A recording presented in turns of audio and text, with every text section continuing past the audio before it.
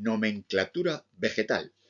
Parte 2. De los nombres científicos de las plantas.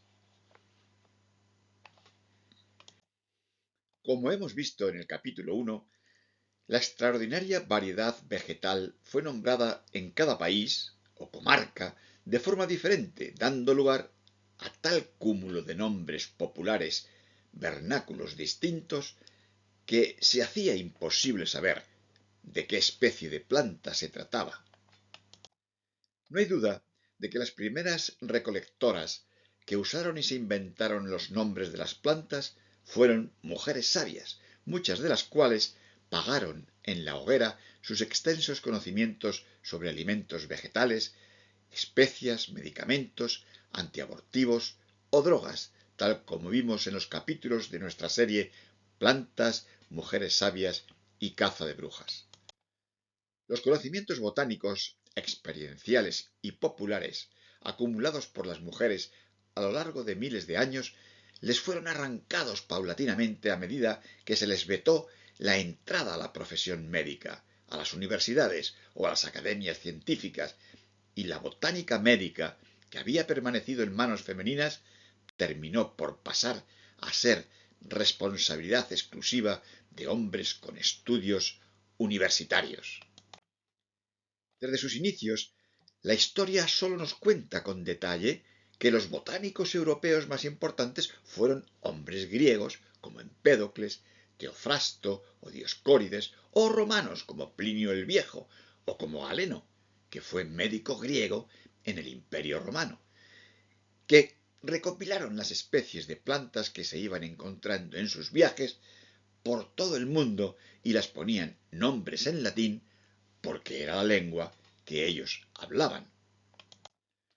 La lengua utilizada en Occidente durante cientos de años para clasificar y nombrar las especies de plantas fue el latín, que era lengua culta de toda Europa. Se hablaba en los monasterios, era la lengua oficial de la Iglesia, de las universidades y el lenguaje escrito de los estudiosos. Y al ser una lengua muerta, era más estable. No sufría los cambios propios del uso, dialectos o modismos de toda lengua viva que se usa. Muchos naturalistas, además, reproducían las plantas en colores, pero la pintura misma es engañosa, debido a la dificultad de imitar colores tan numerosos como los que la naturaleza ofrece, y siendo las plantas tan cambiantes de aspecto o color a través de las 4 estaciones del año. A medida que se encontraban nuevos ejemplares semejantes, los nombres latinos de las especies iban creciendo, se alargaban, pues para poder diferenciar a estos organismos recién descubiertos era necesario irles añadiendo a su nombre más epítetos. Por ejemplo, la Nepeta cataria era una planta de Nepete, ciudad de Italia, donde la había visto Plinio el Viejo y a la que se le fueron añadiendo epítetos. Nepeta floribus interrupte spiculatus pedunculatis. Traducido, Nepeta con flores en una espiga pedunculada interrumpida. Luego se le añadiría el epíteto cataria, reivindicado por la acción que tenía sobre los gatos. Lo de cataria le viene porque les encanta a los gatos. De hecho, nosotros conocemos esta planta como menta gatuna, o albahaca de gatos, o gatera, o gataria, o néveda. Ahora se sabe que produce un terpeno, la nepetalactona, que actúa como una especie de feromona sintética en el gato, provocando que reaccione como si lo hiciese ante un estímulo sexual, y por eso el 80% de los gatos adultos flipan con ella. Otro ejemplo de nomenclatura polinómica se observa en la Plantago foliis Ovatolanceolatus pubescentibus spica cilíndrica scapotereti, o lo que en español sería plantita de hojas ovaladas lanceoladas, con punta cilíndrica y escapo cónico, o sea, con un tallo desprovisto de hojas que tiene las flores en un ápice con forma cónica. Un sistema de nomenclatura tan abigarrado como era este que hemos visto de polinominal provocaba una gran confusión entre los estudiosos hasta que Gaspar Baudin, un botánico y médico suizo del siglo XVI, se le ocurrió utilizar solo dos nombres para llamar a cualquier planta, inventándose así el sistema binomial de taxonomía y nomenclatura que lo usarían los famosos botánicos como John Ray, Joseph Peyton, de Tournefort, etcétera, etcétera. Pero fue en 1753, con la publicación de Species Plantarum por Linneo, cuando el sistema binomial de nomenclatura se estableció definitivamente. Linneo describió y nombró por tal sistema todo el mundo vivo conocido hasta la fecha.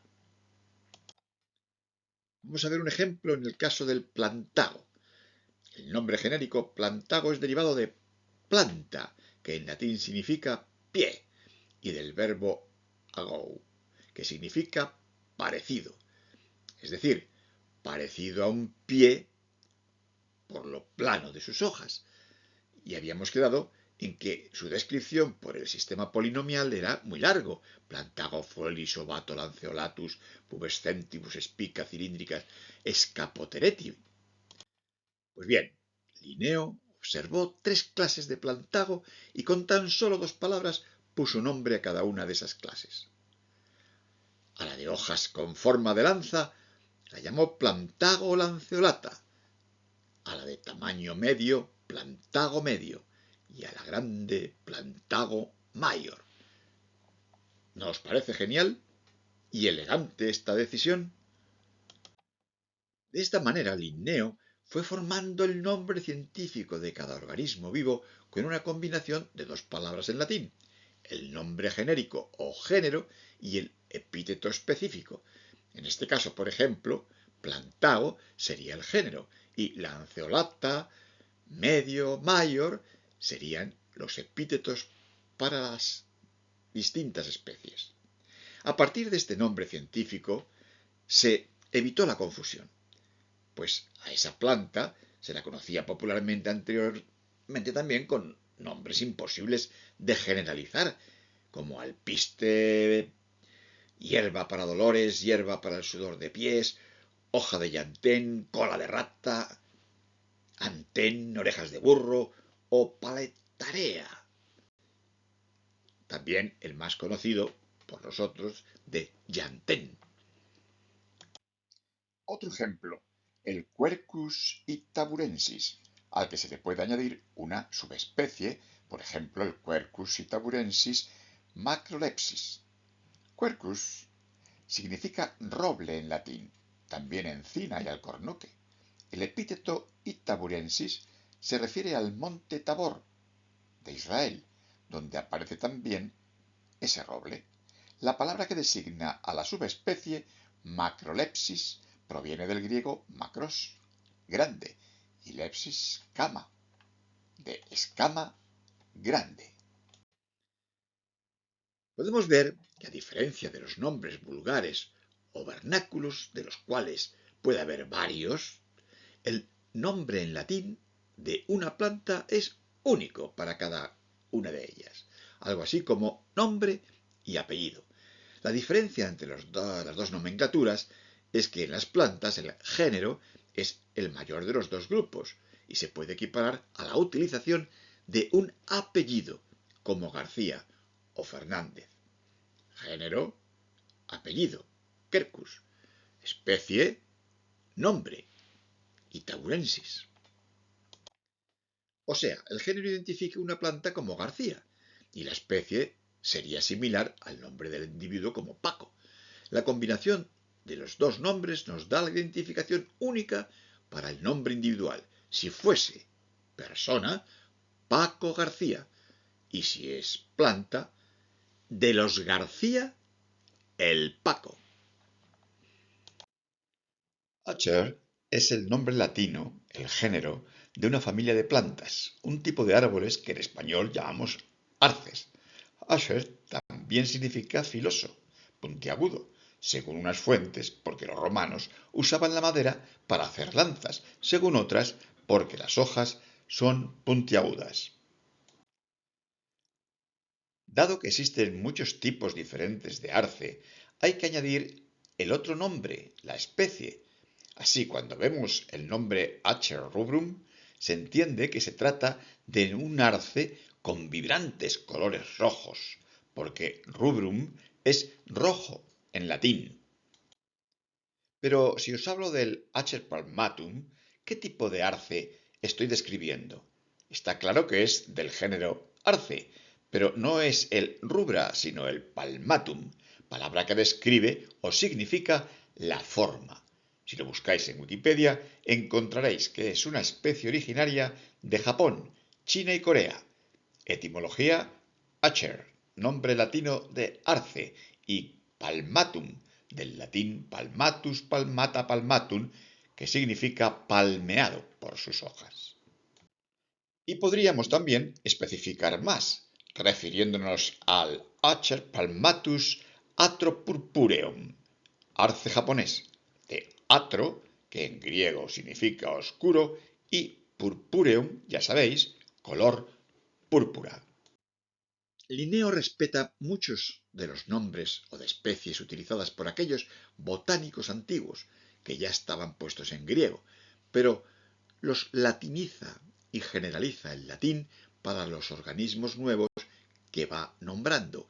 Así el lobo es Canis lupus, el búho bubo, la mosca común, Musca domestica, o el apium es el apio, nombre en latín, y el perejil, y a su vez, proviene del celta apon, agua, porque las plantas crecen naturalmente en suelos húmedos.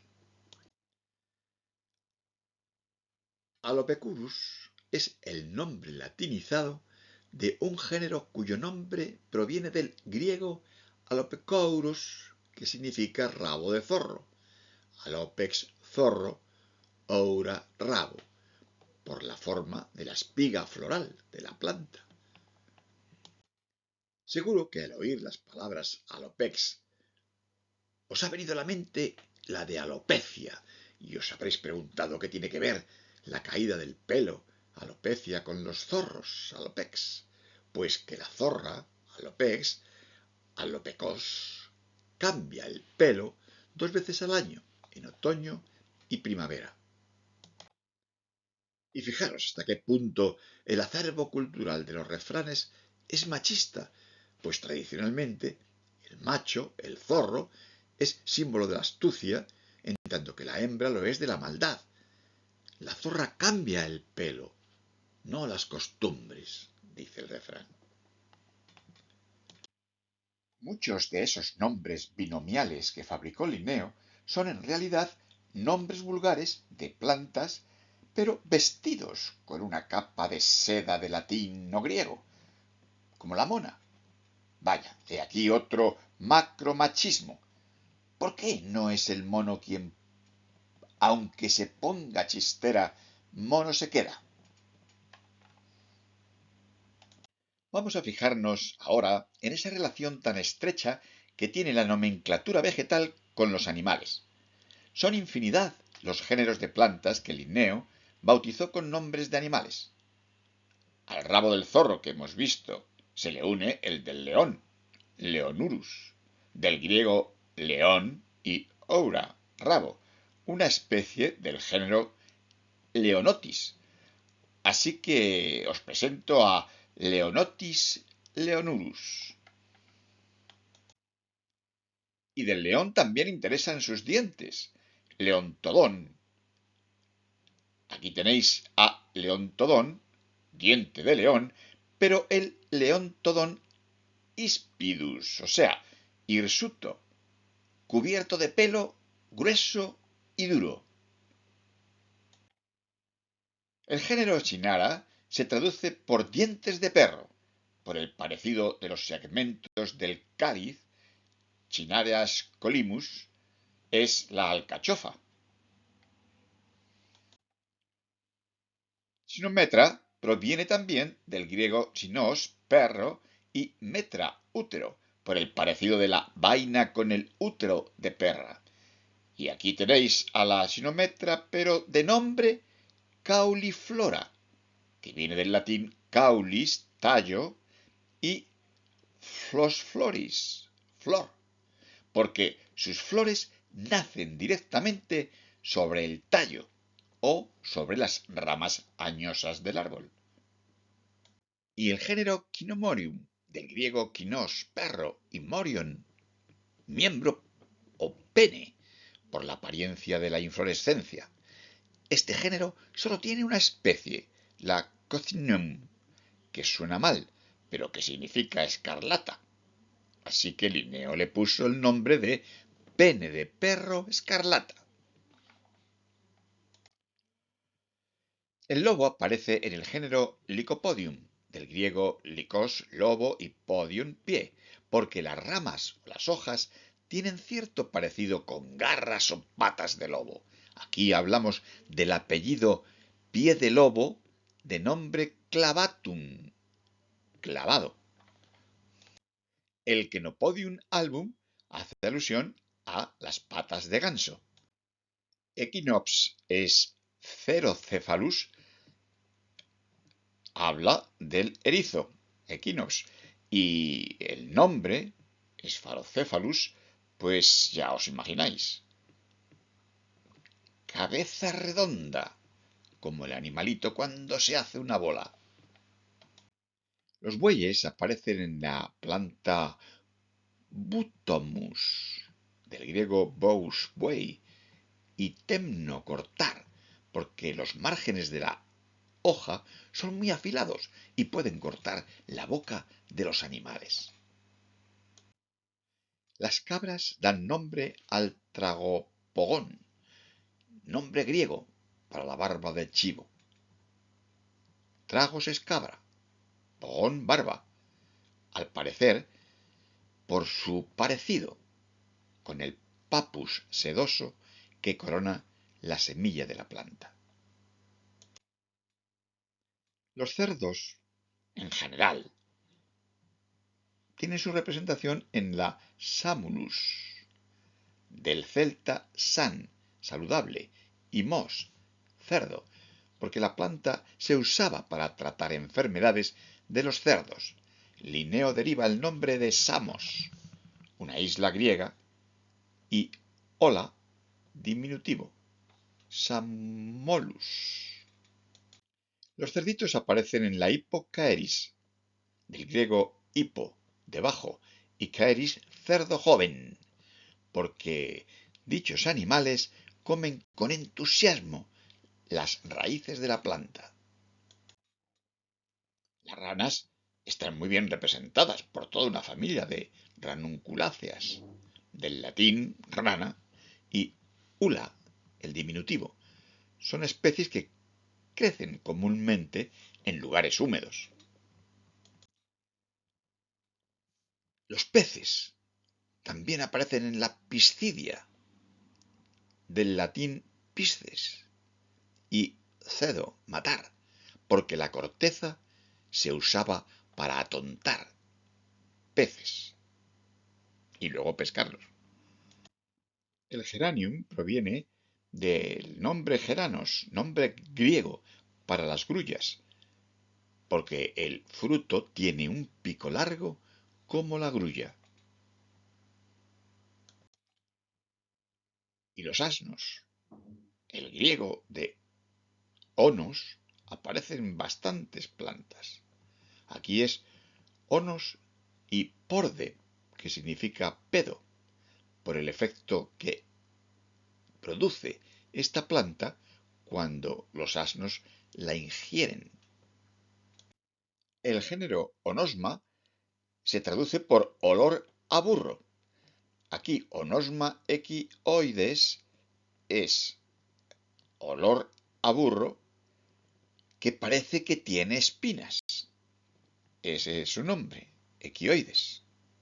Y aquí tenemos al ricinus, de donde se obtiene el aceite anticancerígeno, sí, pero cuyo nombre en latín es garrapata, por la forma de sus semillas, altamente venenosas, porque 4 de ellas pueden matar un ser humano. La alusión a los colores es también muy frecuente en zoología, y Linneo nombró con epítetos de colores a muchos animalillos. Aquí os dejo una tabla, por si queréis ver algunos colores en su raíz latina, su significado en castellano y un ejemplo de cómo se les aplicó a estos animales.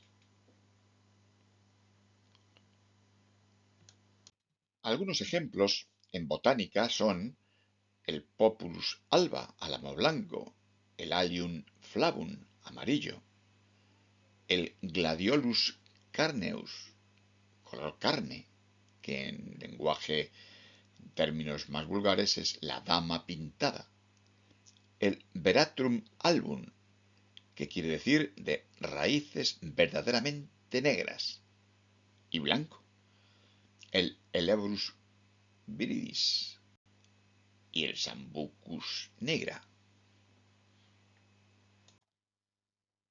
Chrysanthemum proviene de la palabra chrysos, griega, que hace alusión al color dorado, y anthos, flor, por el color de la flor. Albuca spiralis, de latín albus, quiere decir que se va volviendo blanca por el color de las flores, y spiralis por la forma.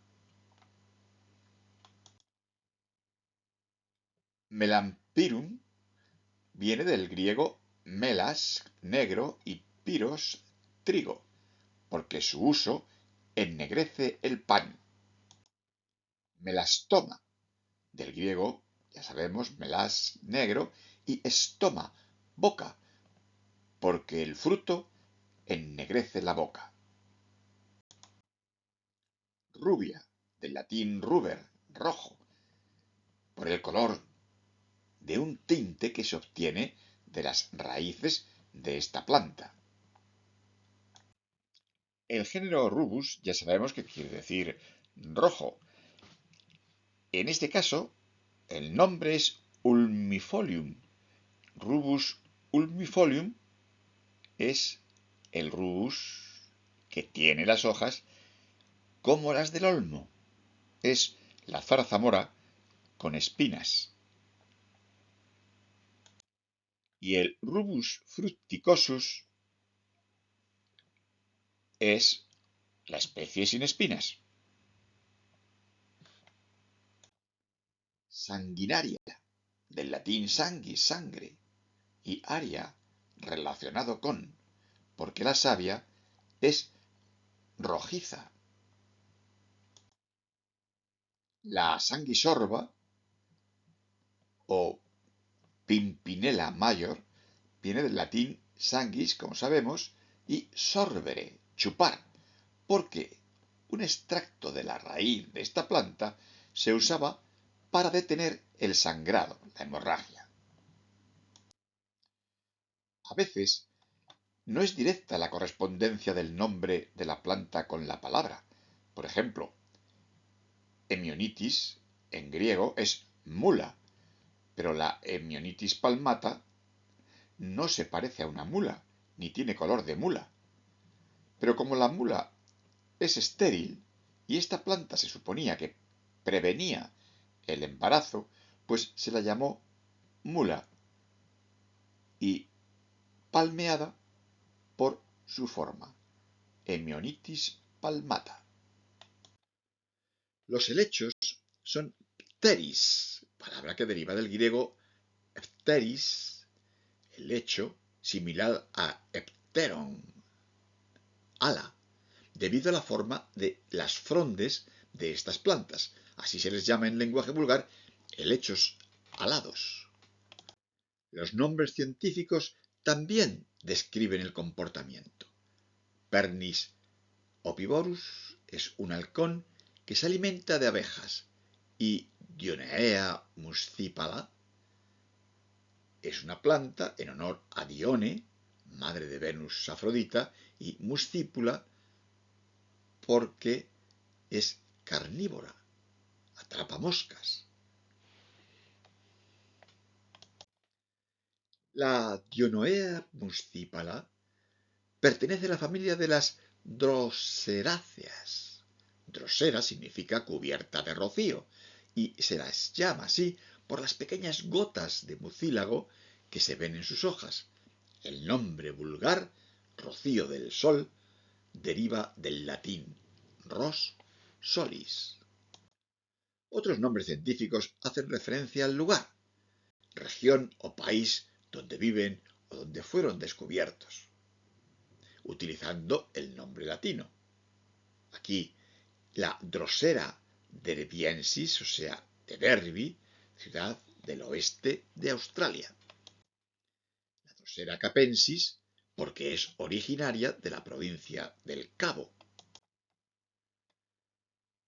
La aldrovanda es otra planta carnívora pero acuática, también perteneciente a la familia de las drosáceas, que incluye una sola especie viviente, la aldrovanda vesiculosa.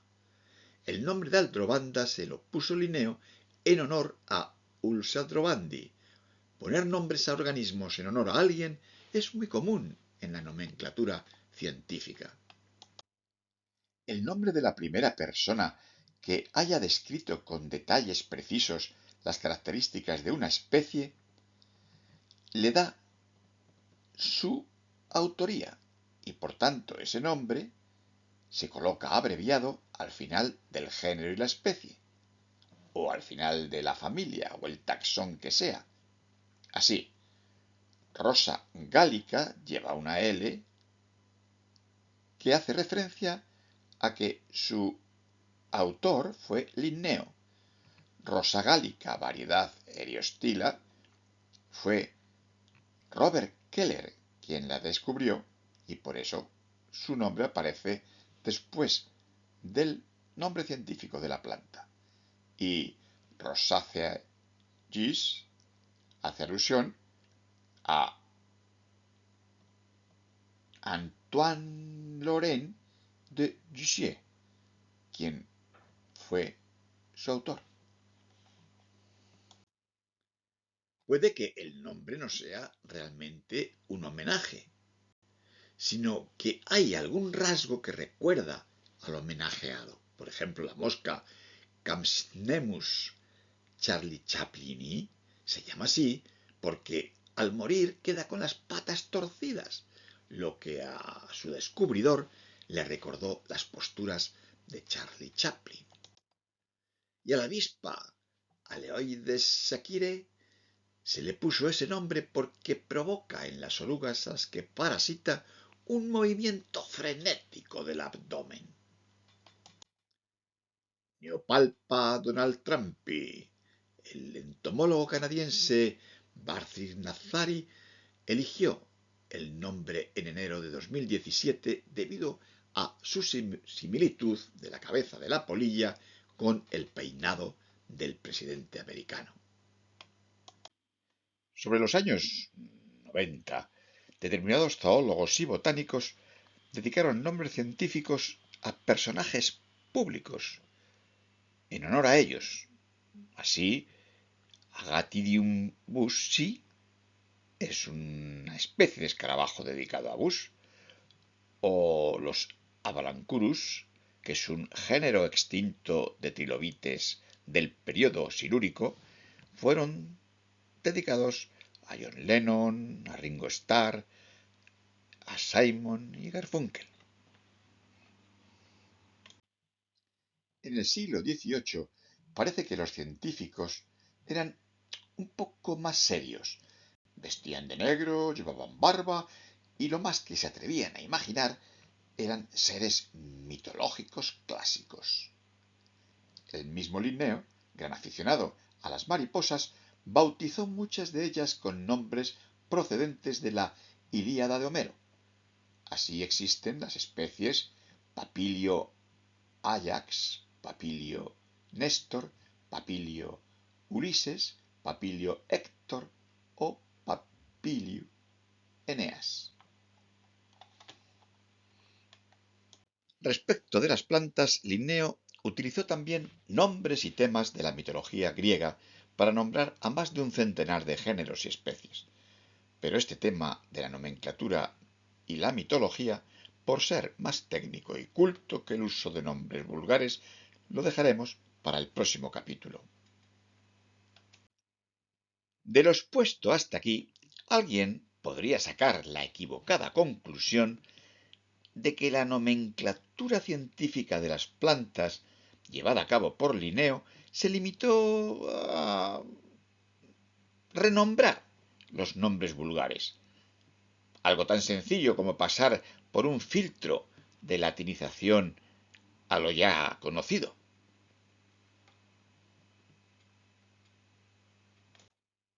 Pero nada más lejos de la realidad.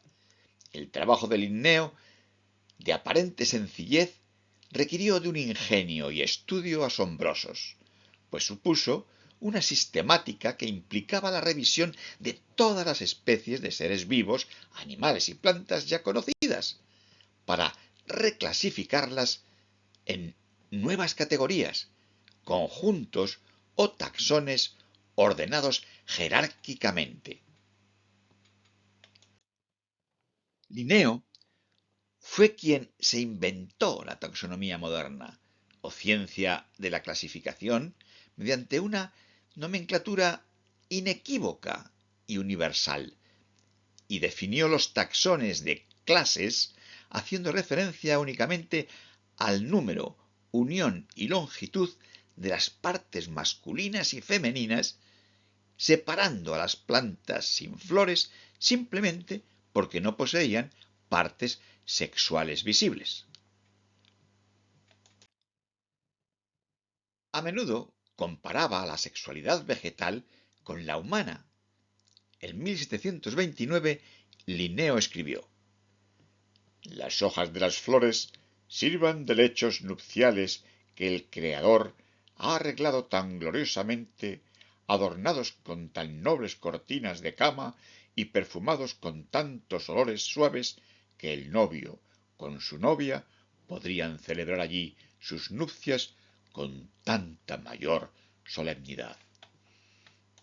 Os podéis imaginar el revuelo que esta sexualización causó entre sus críticos en el año 1730, pues aunque el tema supuso después un importantísimo avance cultural para el conocimiento de las ciencias naturales y la educación en general, hubo personas de su tiempo, personas de bien, que escandalizadas porque temían el colapso de la moral pública, acusaban a Linneo de libertino repugnante.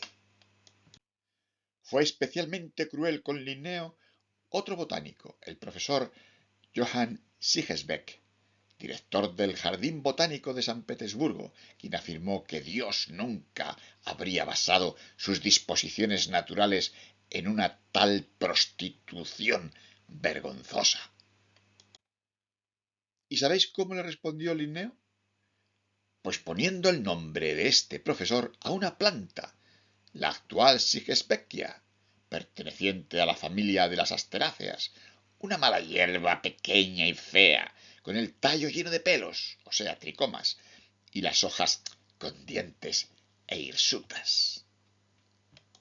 Hoy le encantaría conocer al profesor Linneo que los laboratorios Yves Rocher, tras 7 años de investigación, han seleccionado la planta medicinal Sigesbeckia orientalis para fabricar una crema contra la tirantez, el enrojecimiento y la descamación que les viene de perlas a las pieles sensibles, como la de los culitos de niños. Y aquí llegamos al final.